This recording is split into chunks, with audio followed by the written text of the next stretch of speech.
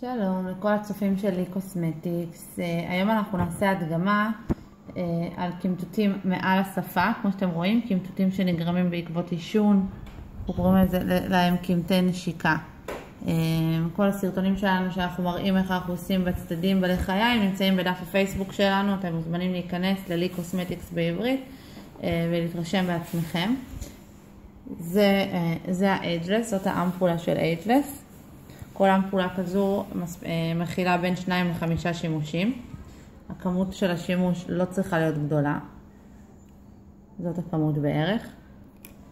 משך זמן השפעה של כל שימוש בין 6 ל9 שעות. מה שאני עושה, אני פשוט מאוד פותחת את החומר בין שתי האצבעות בצורה כזו עד שהוא נהיה שקוף. ופותחת את הקמטים. אני אעשה את זה על חצי שפה בשביל שתוכלו לראות את ההבדלים. נשים עוד טיפה חומר. כאן. ואנחנו נתחיל לנפנף בעזרת מניפה על מנת להאץ את התהליך של הייבוש. נפנוף הוא לא חובה בכלל. אפשר לתת לפעולה להיעשות בצורה טבעית, אין שום בעיה. בינתיים אני אסביר לכם שלרכישות, לפרטים נוספים, אתם יכולים להיכנס ללינק שמצורף לסרטון, הלינק מופיע למעלה. ניתן גם להיכנס לדף הפייסבוק שלנו, כמו שהסברתי בתחילת הסרטון, לי קוסמטיקס בעברית בפייסבוק.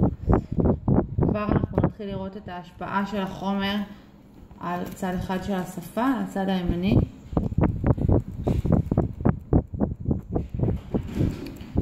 אתם רואים, אנחנו נתקרב קצת.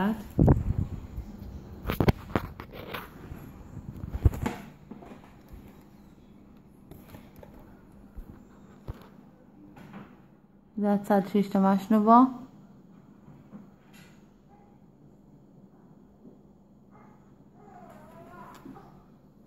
וזה הצד השני.